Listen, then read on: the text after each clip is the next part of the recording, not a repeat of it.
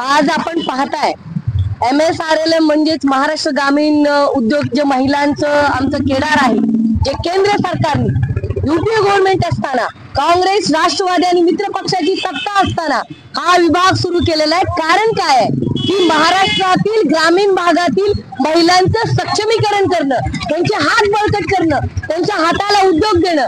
आज त्या महिलांचं केडर बंद करण्याचं पाप एक तिघाडी सरकार करतंय। आज आमच्या मागण्या काय येतो, मी जिल्हा परिषद सदस्य म्हणून या महिलांचं काम पाहिलेलं आहे। आज गावाचा कणा जसं मुंबईचं लाईफलाईन मेट्रो नाहीये तर रेल्वे तुमचं लोकल ट्रेन आहे, तसं महाराष्ट्राचं आमच्या धाराशिवचं लाईफलाईन कोण असेल, शेतकऱ्यानंतर ते आमच्या महिला बचत गटाच्या उमेदच्या महिला आहेत, हे मला आवर्जून सांगायचंय। परंतु यांच्याच उद्योगावरती घाला घालण्याचं, कुऱ्हाड चालवण्याचं काम हे सरकार करत असेल तर ते थांबवलं पाहिजे।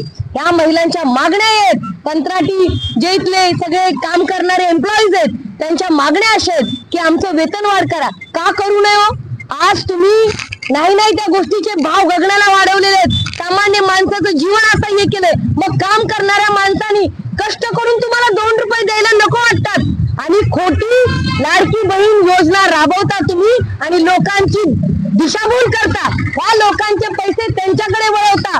आज आदिवासी विभागाचा निधी असेल, ओबीसीचा निधी असेल, माझ्या मराठा बांधवांचा सारथी असेल, भारती असेल, महाज्योती असेल, या सगळ्या अल्पसंख्याकाचे मराठा समाजाचे ज्या योजनेचे, ओबीसीचे ज्या योजनेचे निधी आहेत ते सगळे लाडक्या बहिणीकडे वळवलेत आणि त्यामुळं आज महिलांना काम करायला, कष्ट करणाऱ्या हातांना उपोषणाची वेळ आली आहे।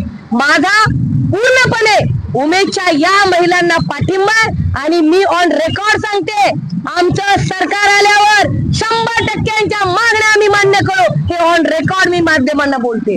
कारण आम्हाला माहिती आहे महाराष्ट्रामध्ये महिला, शेतकरी, मजूर, उमेद हे विभाग चालले पाहिजे, तर हा महाराष्ट्राचा गाडा पुढे जाईल।